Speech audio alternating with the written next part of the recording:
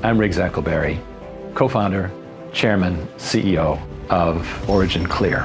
The government needs to continue to provide a lot of abundant, clean water. But what happens to it after it's used, when it's dirty?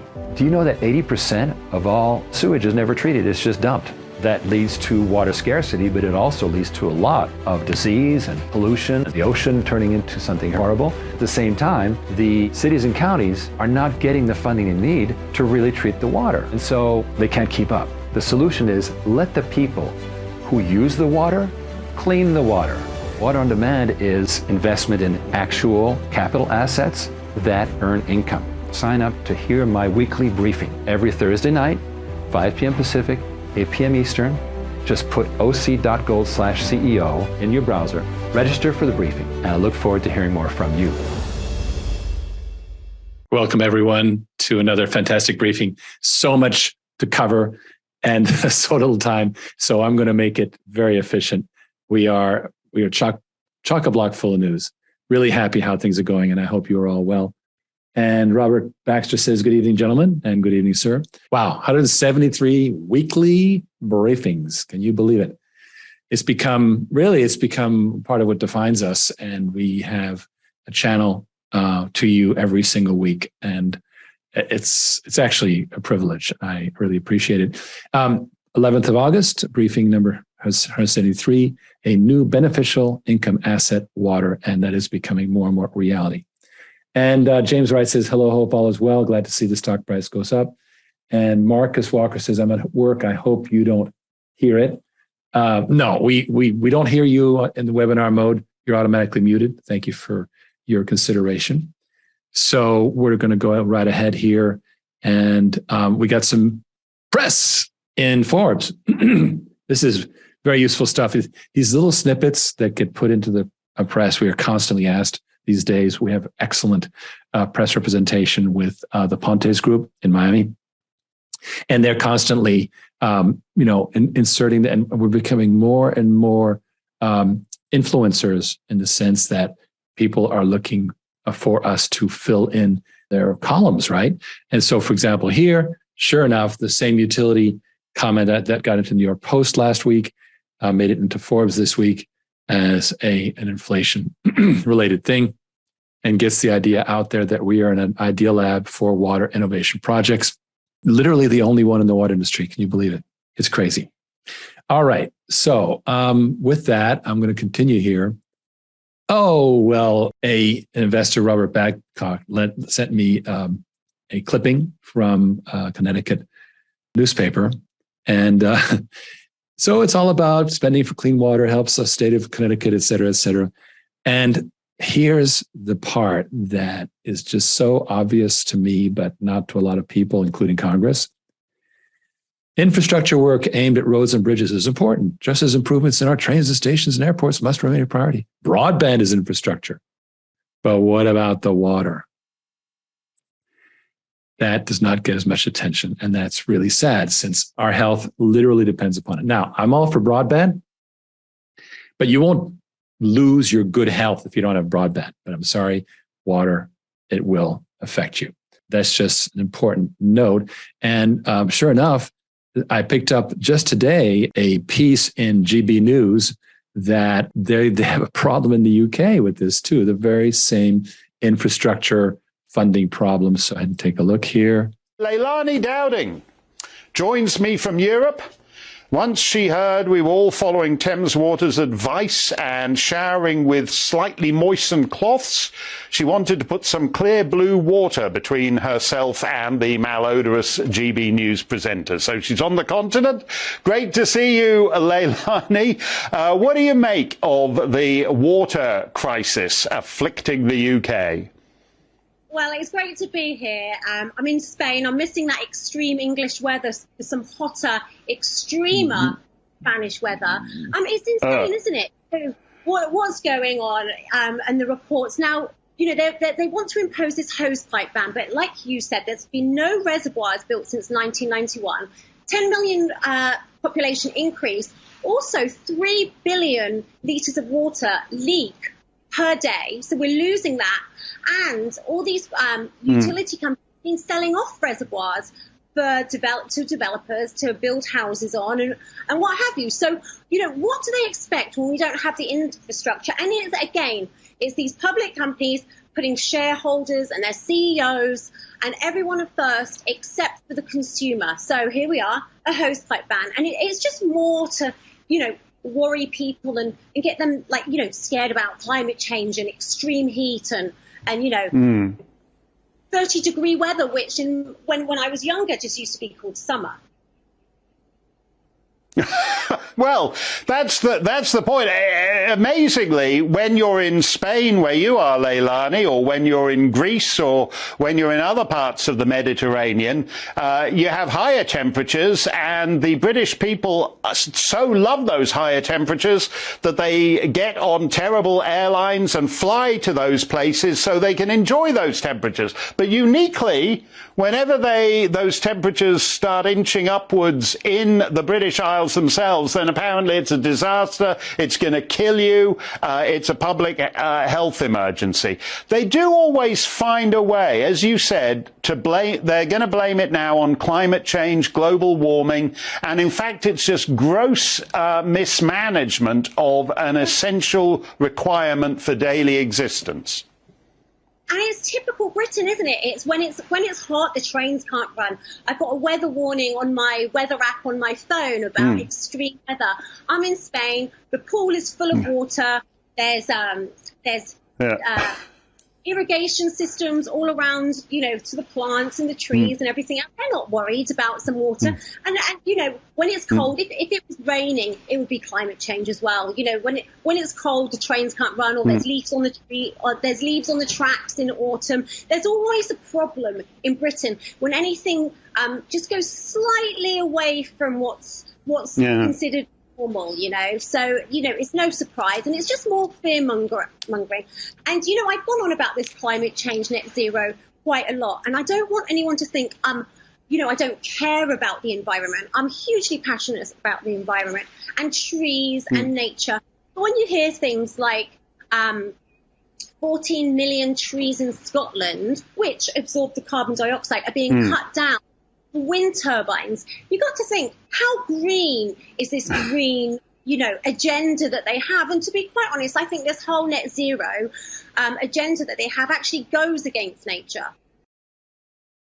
So that is, of course, our wonderful people over on the other side of the pond. And what Leilani is pointing out is that a lot of neglect and failure to properly fund these things, and also reservoirs being sold off for profit, for shareholder profit, is being hidden as, it's climate change. No, they're literally causing droughts because of neglect of infrastructure. So, and I want to make it clear that I don't think climate change isn't a vital thing. It's super vital. But let's not hide ordinary stupidity or greed and call it climate change, because that's wrong. It's just simply wrong. So infrastructure is being neglected. We're not doing our jobs in UK, in America, in India, all kinds of places. And that matters. In the end, it matters. Today, we were covered water as an investable asset. We were covered on the proactive network. Origin Clear recognizes water's value as an investable asset through its Clean Water Innovation Hub. And this is a brief clip. And here we go with the interview.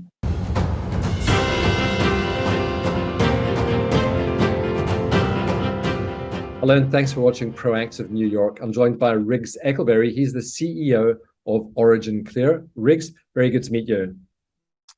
Stephen, it's a great pleasure. Thank you for having me. You're welcome. So Riggs, for those viewers not familiar with the company, tell us more about Origin Clear. Well, Origin Clear has been a public company for 14 years, and we started out early enough in really a different space, which was algae for biofuels, which was basically torpedoed by the oil price crash of the 2014 era. And so we pivoted into water. And really what we've become is an innovator that launches successive properties into the water space, which is huge, as you know, but very hard to disrupt. So what sets you apart from any competitors in the water space, Riggs? Well, we're wonderful. But seriously, here's what we've done is we've figured out two major things. Number one is the world of water is decentralizing. What was once a government monopoly is becoming less and less so. So, for example, we used to just rely on those big central plants somewhere. You know, if your New York background there, over on the west side on the Hudson River, there's a big cement concrete plant that nobody wants to look at, and that's sewage. Well, that's all very well, but it's not being well maintained in America, and more businesses are having to do their own water treatment. We call it water decentralization. And it's a major trend that not many people realize is happening, but businesses is feeling it. So the problem is, of course, they don't have funding. So the second major thing that we're focusing on is helping those businesses afford these water treatment plants by setting up water as a service, which we call water on demand. Do you license this to the companies, Riggs? Well, we actually, they just signed a service contract. It's a use contract, just like Microsoft Office. And they just start paying by the usage.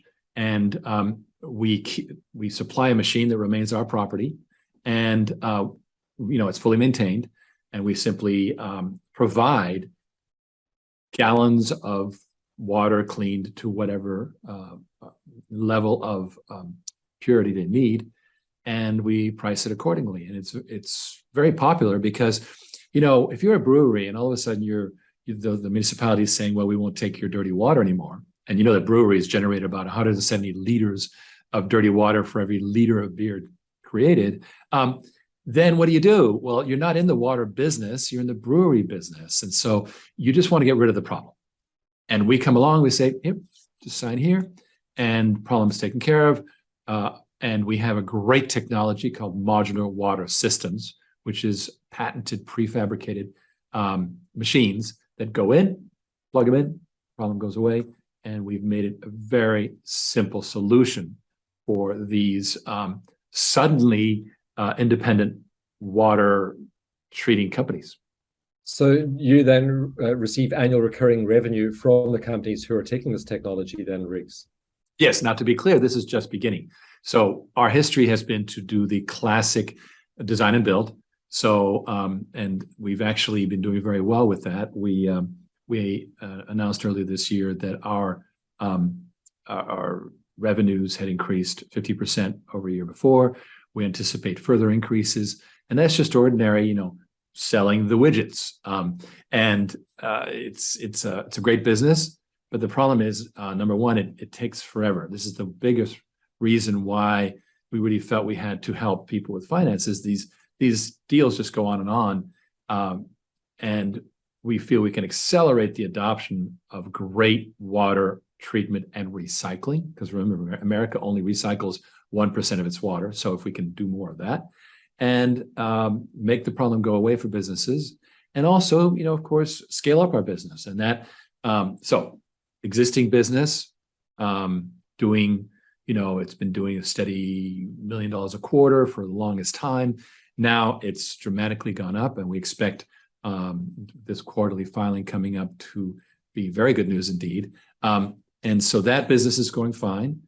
And now we're kicking it up a notch by implementing this pre-financed systems that we've been raising money for. And we're now negotiating our first commercial pilot for this fully self-funded, pre-funded system. To what extent has new legislation, and particularly in large cities, helping your projects? I mean, I read something in July where new big, large buildings in US cities are mandated to have water treatment facilities. Is that going to spur on growth for you? Well, that's a very good sign. We acknowledge that development because we've been doing it for a long, long time. So we have been, helping people be self-sufficient for water treatment and recycling for years now, and we do it quite routinely. What we've noticed is that there's been a major uptrend in the number of opportunities to, like housing developments that want to be off the grid, and you get much cheaper land if you don't have to have sewage, right? So things like that are big opportunities. The real trend, Stephen, that we see is a super trend of migration from the big cities toward the secondary cities and states. Businesses and people moving, even if only from New York to New Jersey, but it's in search of maybe more self-sufficiency, more safety. People don't feel quite as well. The cities have lost their sheen, you might say, because a lot of strange things are happening that are outside of people's control. So we have gotten a lot of deal flow from communities that want to be self-sufficient. And so that's an existing business that is growing, and we plan to further accelerate it, as I said, with this water on demand. Rix, are you also going through acquisitions, so buying other water treatment companies?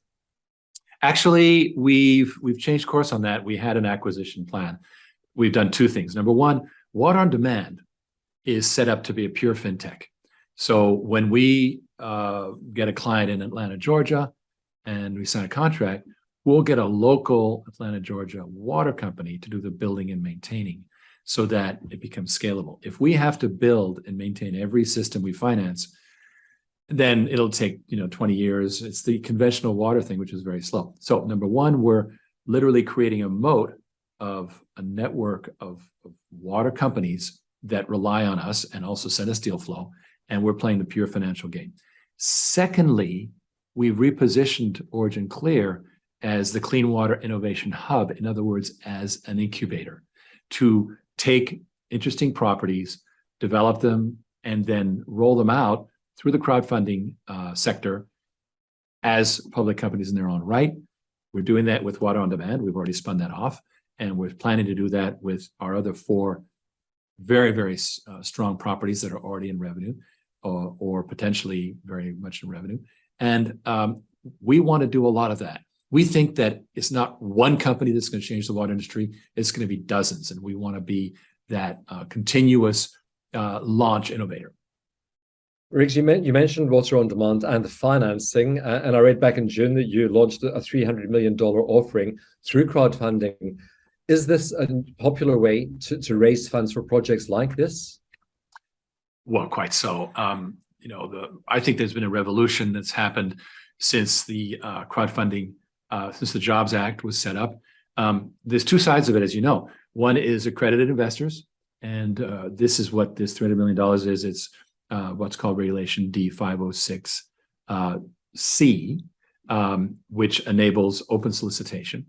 And we know how to do that very well. We do it all the time. Now, the bulk of that $300 million, to be clear, is going to be for capital assets, right? So it's people go, oh my God, $300 million.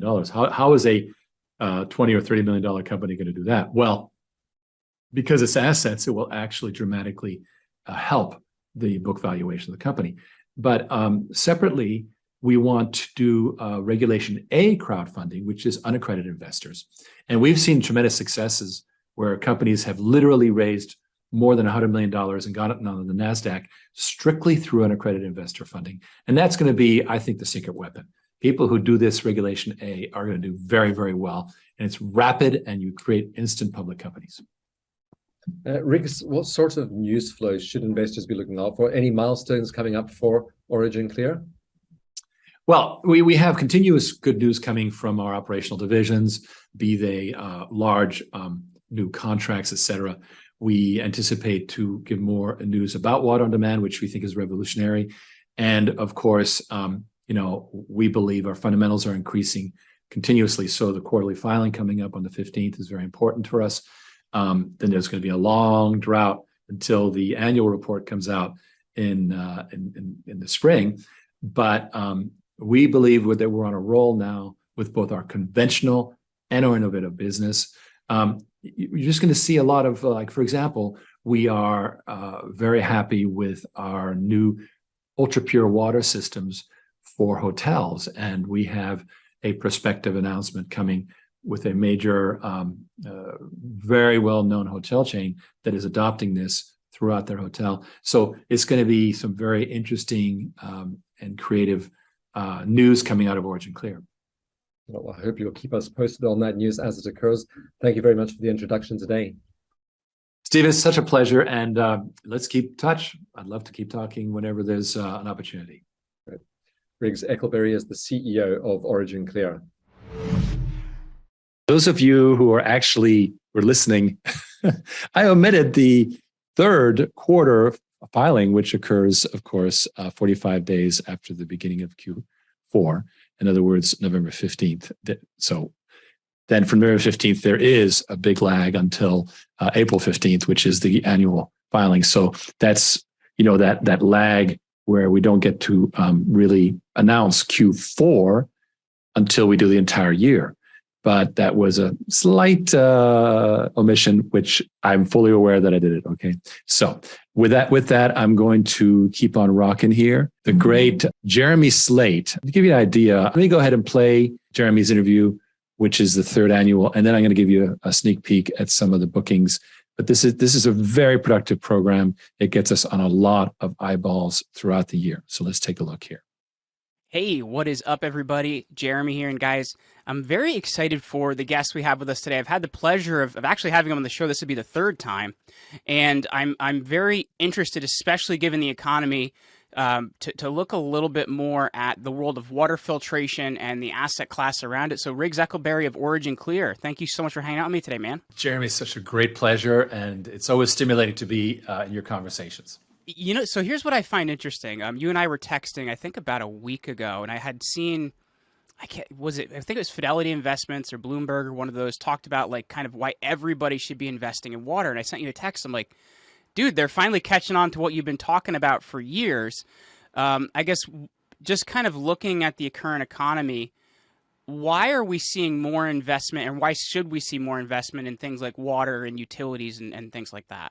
Well, first of all, of course, in general, we have a move from a currency-based finance system to a commodity-based finance system. That's obvious from all the events going on.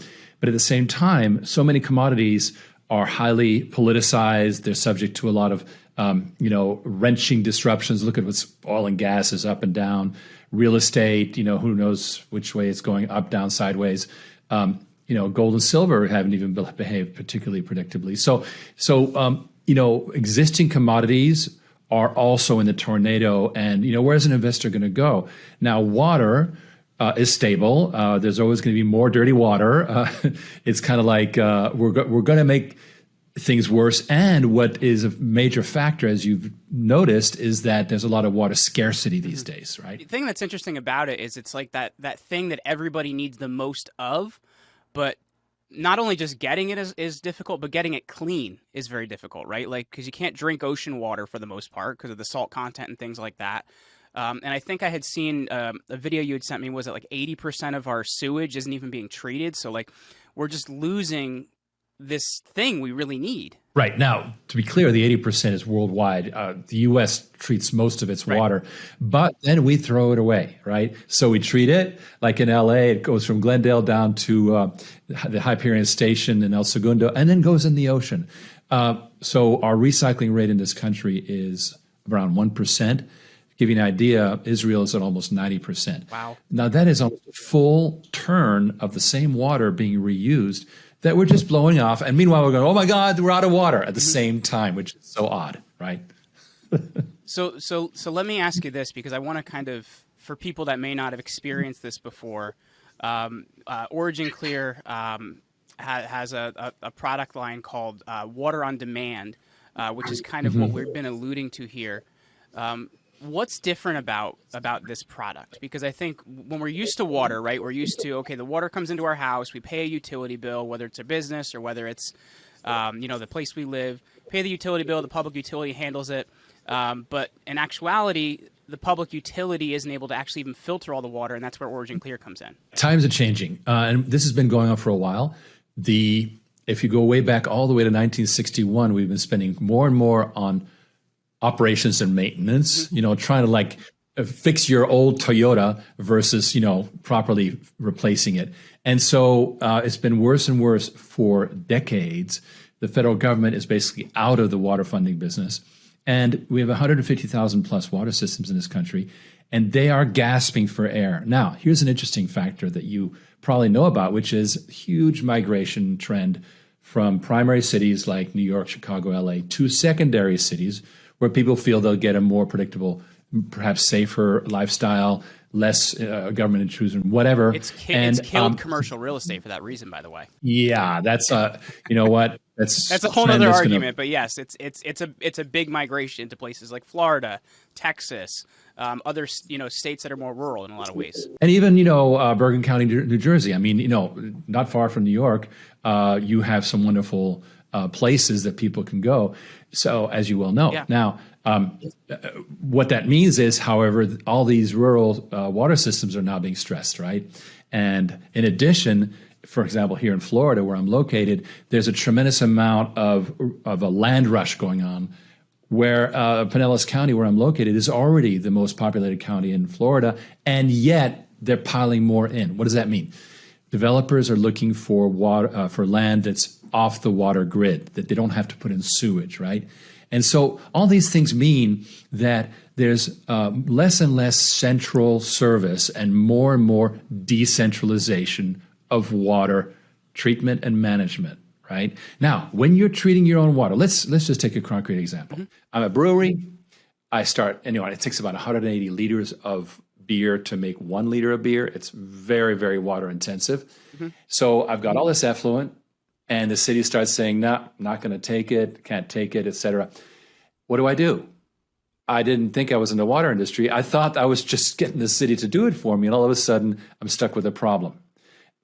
Now, the smart breweries, well, they do it, right? They have to deal with it. But it's happening so increasingly. Now, here's the good part. Once I start treating my own water, I can reuse that water, mm-hmm. right? And so I get more than one turn out of it, whereas the city doesn't.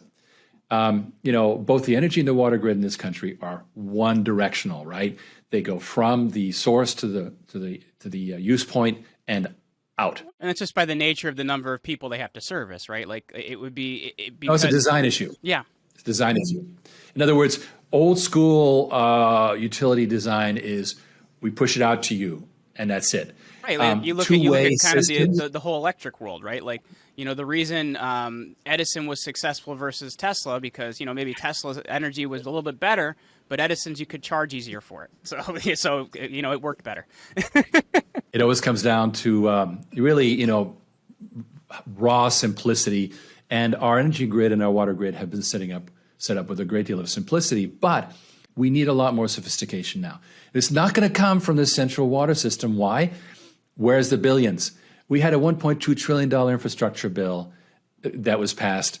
Out of that, water in the entire United States got $55 billion, which is that's less than 1 year's catch up for the water industry. So the government is just not paying attention to water.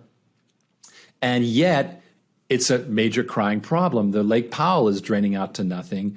Hoover Dam, you've seen all the stories. Yeah. So there's just tremendous water scarcity, and at the same time, a tremendous amount of lack of change. So lack of funding for central systems, also where you're going to locate them. There's populations, NIMBYs who are going to say, not in my backyard. All that stuff says we're not going to see giant multi-billion-dollar centralized systems being built anymore. What's the solution? Build them at the place where you're using it, and therefore you can reuse it and have control over your fate. Increasingly, people are understanding they need to control their own fate, and that goes for water, energy, you name it, food. There's just a tremendous sense that, rightly or wrongly, that there's a security problem, right? So that extends to what? Now, here's the issue, and this is what we ran into because we've been promoting decentralized water since 2016. And we've been building a wonderful product line called Modular Water Systems, which are these water systems in a box, deploy them to a location, no expertise needed, all good, right? But we arrived at 2020, and like most people who hit COVID, we had a day of reckoning. Oh my God, what's going on here, right? And we saw a huge amount of backlogged business, and not a lot of deals were trickling through. Well, how do we speed it up? And it took us a lot of work to figure out, it's the money, stupid. If we helped finance these and say, oh, Jeremy, you're running an off-the-grid location, like we built one in Pennsylvania, a car dealership that went off the grid, sewage grid, and they saved a lot of money by buying cheap land. Well, now you need that system. Well, don't worry. Sign here and you'll be on the meter just as if you were being served by the city. And that's water on demand. So so I want to kind of set this up too for kind of the current economy we're living in as well. So we just had our second down quarter of of economic growth in a row, which apparently in the new world we live in means not a recession. But anyway, so we're seeing that the economy is changing drastically. I think the inflation was at like 9.1% last month. So we're seeing big changes in how people spend money. The producer index is up, the consumer price index is up. And, when you're looking at it, the place to spend money now is in things that people have to use, right? Like things people must use. And that's why I think it's the right time to look at water and other investments now. And I guess when people are considering, what they should be looking at now, how are we seeing kind of where investors are spending their money now based on how the economy is changing? Right. This is a very good point. Classically, water investments have been either in municipal bonds, which have a tax benefit, but they don't earn a lot, 4 or 5%. Sure. And they've been very conservative. Or buy stock in Veolia, American Water Works, one of the big utility water stocks, which are a good investment, but again, slow growth, right? There is no way for a regular investor to invest in water projects directly. And that's weird. We have that in oil and gas, what's called a master limited partnerships, which were created in the 1981 as buckets of energy properties, pipelines, gas and oil. And these have done phenomenally. It's a $300 billion marketplace with about 60 MLPs, as they call them. And there's no such thing in water. Why? Because it's been governmental, right? Well, now that it's becoming everyone has to kind of fend for themselves, it's creating a private market. And we realized we could do the equivalent of oil and gas or solar, but for water. And now that's the birth of a new investable asset that earns money, that's not going to go crashing because, water's water. And that's water on demand again. So, we're so excited that we're trailblazing this because we're not the only player doing water as a service, as it's called, right? I mean, it's an obvious thing, and there's some great players doing it. But we're the only people who are accepting investments from everyday investors, just like the oil and gas master limited partnerships. So let me ask you this, because I was kind of chatting with you before we got started here. I had to readjust all my lights, my camera, because the power went out here for an extended period of time and kind of messed some stuff up. And I'm somewhat off the grid out here, man. We don't have cell phone service unless my internet's on. So One of the things I'm curious about, do you see this as kind of being like a new trend in decentralized utilities as a whole, not just water? Do you see us kind of moving towards that in the future? Decentralized everything. I like to tell this story, which is you've noticed that the high-speed train in California that's not been built, well, it's never going to be built. In California, we got the freeways. What are we going to get? The self-driving car. We're not going to get a bullet train. Cars will just be made smart. And this is what's going to happen at all levels. We're going to more and more self-sufficiency, which is actually good because think about it, just for water. If I take all my dirty water and I pipe it down to a central facility, it actually dramatically increases the greenhouse gas issues and so forth, the nitrogen being emitted and et cetera, as opposed to taking the water that's dirty and treating it right away, right where I am.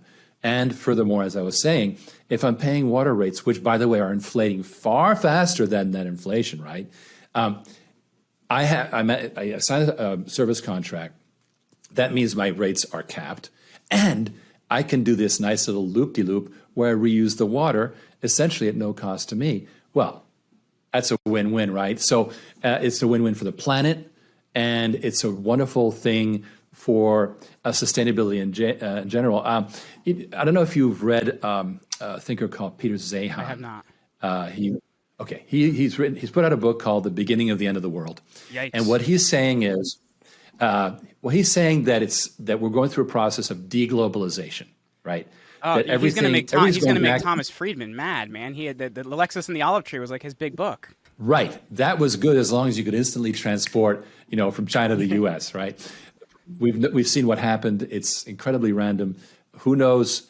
We in our Dallas operation, we've got parts that are on a 120 plus day wait, and Unfortunately, America lost its manufacturing base. Now, Zehan is actually optimistic about the U.S. Why? Because we have our own energy, our own resources, our own water, and everything.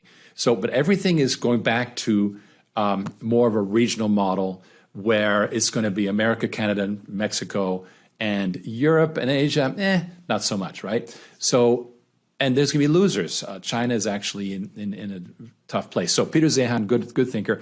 And so that's where we're moving planetary wide, is making smart systems that are autonomous, that take care of themselves. And we believe that, it's the old story, small is beautiful, right? We're here to help people take care of things right where they are, a high degree of self-sufficiency.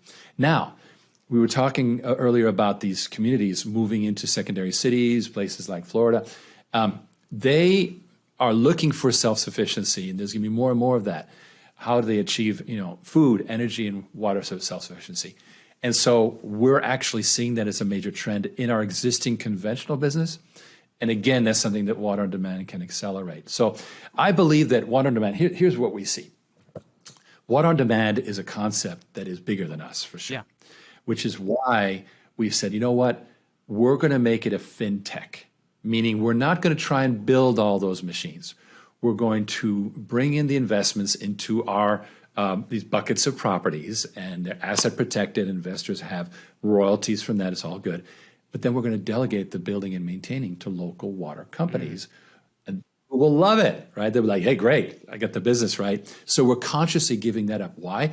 Because you can't expand fast enough if you have to build everything. And furthermore, it's a barrier to entry.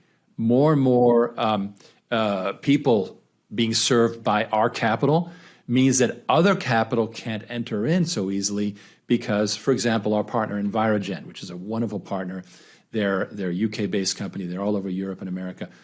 Well, they're in a partnership with us to deliver these systems. They're not going to start doing it with somebody else so easily. I mean, you can't do the sort of multi-dating thing. It doesn't work well in business. You kind of can build your relationships. So we're building a moat around water on demand, which is all these industry relationships. Now, how do we scale water on demand itself? By creating more water on demand finance units in other financial capitals of the world through affiliation. Now, are we going to own Water on Demand Dubai? Well, we'll have an interest, but we'll do it with a partnership, right? So I believe strongly in, not competing with your natural partners. Yeah, it's like collaboration over competition. It's in my industry, like there's certain businesses we're great to work with. There's certain businesses we're not a fit for. So there's another company in my industry, Interview Valet. Tom's a good friend of mine. He's a Navy veteran, good guy. We tend to send him the business that's not a fit for us. It's collaboration over competition. Exactly. And what that does is it builds a web of strength, right? So the more you do that, the more you have this power because you've been willing to give up oh, you're not going to try and take every penny. No, it's like, let's say that you are in the city of London, you're in finance. Well, we'll do a deal with you, and all of a sudden we have a water on demand center serving Northern Europe. Done, right? And so that's we see this as something, it's there's a great book called Inside the Tornado, and one of the things it says is that when something enters the tornado of adoption, meaning everybody's got to have it, a single company will not be able to service it by definition, right? Because instant uptake. Well, in that case, what it means is you've got to be willing to give up huge amounts of real estate, shall we say, right, in order to remain on top. And players like Oracle over the years, Microsoft, they've all shown how to do it well by letting other people have pieces of the pie. And I think that this applies to what we're doing. So we're super excited. Origin Clear has been a 14-year public company. We've been trying to figure things out. And moving beyond water demand, we figured out, hey, wait a minute. We're not so much trying to build some kind of conglomerate, which is the conventional way of thinking. Water companies like to just pile things on it. And when you look at a water company, what the hell do they do? Well, they do everything. No, that's not the way. What we're turning into is more of an idea lab where we launch consecutive hot properties. And we have 5 Water on Demand is just the first. And so now we're turning into the Clean Water Innovation Hub, which is also super exciting. Well, I have like a whole page of notes here, man. Like I have like at least 3 books I have to read now. So thanks for that. But you mentioned Peter Zeihan and kind of the opposite of Thomas Friedman. Thomas Friedman's Lexus and Olive Tree was like the book like I was forced to read in high school, and it was interesting. But like, you know, and kind of globalization and the theory of the golden arches and 2 countries that have McDonald's are not going to fight each other. Whoops, I guess now they have. So we're looking at it, and I think there's a couple different things to look at. You know, we look at the pandemic and what happened, and how there was a disruption in commerce, right? That was huge. Like we couldn't get certain things. We look at right now. If you're trying to get a used car, microchip shortage is a huge problem. You look at last year when I think it's the city of Las Vegas buys their power from the state of California. So if they have a disruption there, they have a problem. So I think the thing that's interesting is moving to more of like a localized level, like we're talking about here with Water on Demand for utilities. I think in a lot of ways it makes us more resilient. Is that correct? Oh, absolutely. You know, the original theory of the internet was it was built for atomic war.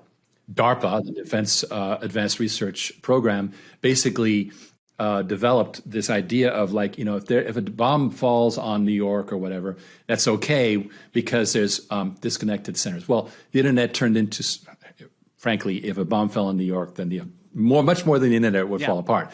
But the point is that it was built for survivability, and that's very smart. Now, this is why mainframes turned into PCs. It's classic. Why? My PC isn't working to its maximum at all, right? But it's got the most important mission of all, which is it's available for me. It serves me. So it's just standing by. Hi, I'm here to help you. Whereas mainframes, I'm old enough to remember, you know, queuing up for time slots on a mainframe, right? And you were serving the mainframe because the mainframe had to run at 100%. Well, that's a totally different game today. And so you flip it around, you go, it's about, you know, who's trying to use the service or product. And at that point, you start realizing, wait a minute, you know, I have to have instant availability, and there's tremendous gains, as you say, in security. Here's another major issue. You know, we've been warned by the WEF that we're going to have cyber attacks in the fall, right? Hold on. You have to. Okay, you got it. It's a cyber pandemic. Thanks, Klaus. I appreciate it. It is very bad. Worse than the COVID. He reminds me of Goldmember from the Austin Powers movies. But anyway. Well, so true. But you know, if you go back, Sergeant Schultz. Oh yeah. From was it F Troop? What show was that? Hogan's Heroes. Yeah, well, it was a couple. Hogan's Heroes, yes. Oh my God.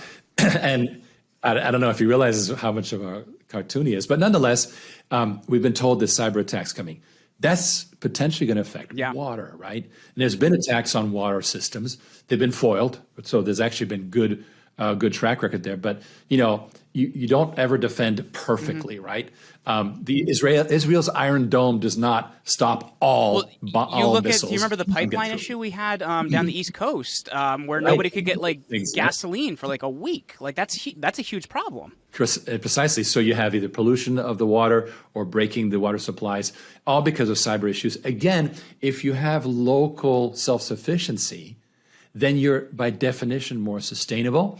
You're safer. What we're telling people is, look, there's 3 parts to your water process. One is the incoming water. Number 2 is treating the dirty water. Number 3 is reusing that water for more turns. Well, the incoming water, generally you take it from the city because it's available. But more and more people are going, well, wait a minute. I need to make sure I can get it, so maybe I'll have a well, even perhaps as a backup, right? Because I just need to make sure. So there's that. The middle part, which is the wastewater treatment, which people forget has to happen. I can't tell you how many people say, Riggs, the water must be free. I'm like, yeah, but it should be clean, right? That costs something. Right? So you can have all the water you want, but I assume you want it to be free of toxins. Just saying. I drank some water when I was in Peru a couple years ago, and it took me 2 years to get the creatures out of my system. So water should be clean. Parasite. And then American water generally is not going to kill you right away.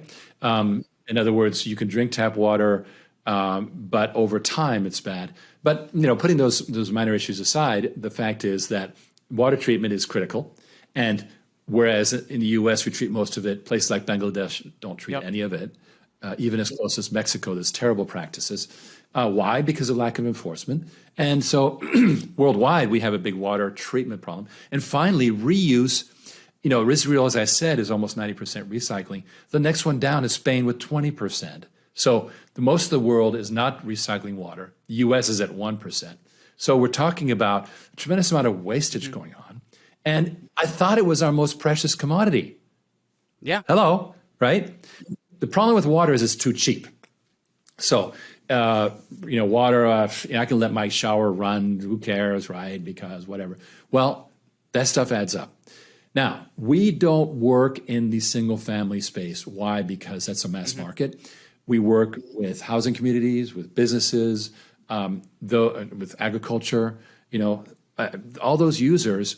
We for example, showed we could do wonderful things. You've been hearing about those problems with the nitrogen and the ammonia and the agriculture in Holland and so forth. Well, actually, we showed that we could neutralize that with our electrolysis system in Spain, where they have hog farms. So all kinds of good things can be done if you put some value on it. And the value is created by recognizing that water rates are skyrocketing, water is getting more and more expensive, and a businessman goes, wait a minute, I'm going to put a cap on those water rate increases by going into a contract, and I'm going to receive the water as a service. And if water on demand does not give me the water quality I need, I don't pay.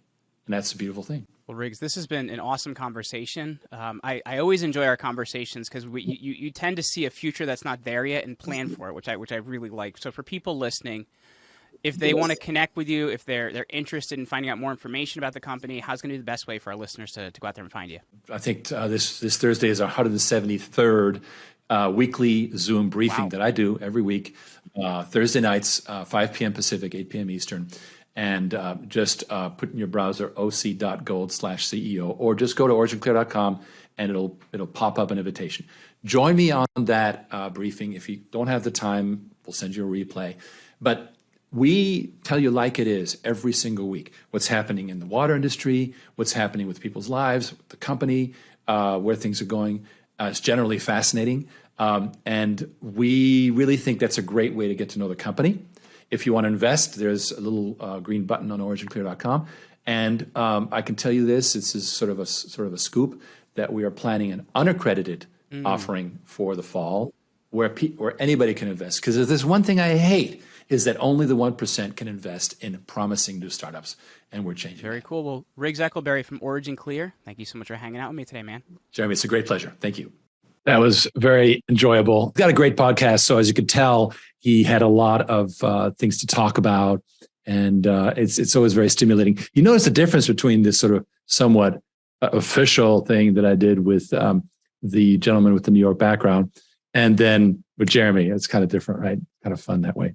So we like to mix it up. So with that, I'm going to actually give you a sneak peek at the Command Your Brand roster directly online, because that kind of thing is fun to show. So here was contract number 1, which started in 2020, and Zero Waste Countdown podcast, Live the Fuel. There was some great shows. Sharkpreneur with Kevin Harrington, Seth Green, Think Business, Thrive Loud was excellent. Conscious Millionaire, JV Crum, great guy, etc. And then the second year, which just wrapped up, much more crypto stuff because, of course, that got interesting. But Millionaire Mindcast, Millionaire Choice, basically financial survival. Some great shows also. The last one is actually showing on September 2nd.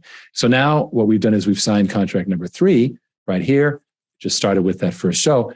This is 24 in 6 months. So we're accelerating it. And I think it's going to have a tremendous impact. And frankly, these are a bargain. So very pleased to be working with Command Your Brand to get our story out there. All right. Now, we are out of time. Next week, we're going to cover the big problem of forever chemicals. Forget rainwater and other real problems. Our quarterly numbers are coming out next week. We're excited. We can't say more than that because I don't want to condition the market, as they say. Also, we have the Averabox release that's going out in the morning. Sneak peek here, where this is actually going out pre-market tomorrow, where we worked with a municipality to assist with disinfection for recycling of water, but cleaning of water in general. And the Averabox product is just a great, again, water system in a box that I'll be able to tell you more about. Okay, so I'm now going to tell Mr. Ken Berenger to come on, and we have some comments also. So really fast here, I'm just going to cover Marcus Walker has a question. Yes, Marcus, I believe we got a phone call from you earlier. My staff, I think, has returned your call, or will return it tomorrow. But if you have a question, please type it into the chat. Meanwhile, just scrolling back here, Paul Fetcher, greetings from the right coast. Yeah, meaning Long Beach. And Long Beach. James Wright, I grew up in Bergen County, New Jersey. How about that? Candace wants to know how we invest. You've already given the information there. And then Paul Fetcher, of course, told us all about Hogan's Heroes, produced by the same guy, I didn't know this, Alan Ruddy, who did The Godfather. And he recommended the movie called The Offer on Paramount. The name of Jeremy's podcast is, of course, Command Your Brand. If you go to Facebook, in fact, what I'll do is go ahead and pull up the Facebook Command Your Brand. In the meantime, while you're doing that, Jeremy, you and I have joked about this, how people are talking about water now. And I said, we've been jumping up and down. Now, frustrating. It's validating, but it's also a little frustrating because you're like, my God, it took you guys so long. The fact that we were at the cusp of it, at the head of it is gratifying now. Totally true. Anyway, you can go to Command Your Brand on Facebook, facebook.com/Command Your Brand. And you can see some of the cool shows that they have. There's one where I showed up on the FI show. You guys saw that earlier on. They do just really great interviews. And Jeremy is a great interviewer. Mark, I want to answer Mark's question. He finally got it in. Mark, you can book a call with my staff. So how can I purchase stock? How can I invest in the company? There's 3 ways to do it. If you're an unaccredited investor, you can purchase stock in the market. We will have an unaccredited offering available hopefully very soon. But we're going to hopefully have a reservation page put together for that soon. If you're an accredited investor, then I can break down the details of our current accredited offering by going to oc.gold/Ken, and you'll get on with my staff and they'll get you on my calendar. Fantastic. Well, we're out of time. I'd like to try and keep it under an hour, and we're literally up to the barely, right? Yeah. Yeah, right. But it's been chock full of good stuff. More next week. Believe me, it's going to be well worth listening to. Q2 has been just very, very. The company is really firing on all cylinders, and it's a pleasure to see. And I've got one more chat. Marcus Walker, again, you were asking how to purchase stock, so you know that. Paul Fetcher, the Long Beach without the symphony orchestra. You guys are the best. Thank you all for being on board tonight. It's been such a pleasure. Do show up next week. I think you're going to have a whole lot of fun, and have a good night, everyone. Always a pleasure. Stay cool, calm, and collected. And remember, water is what matters in this world. And Don Goddenwas says, thank you. Where are you? Well, I am in Clearwater, Florida. Ken Berenger is near Pittsburgh. The company is based in Clearwater, Florida. With that, I'm going to bid you a good night. Good night. Enjoy the weekend.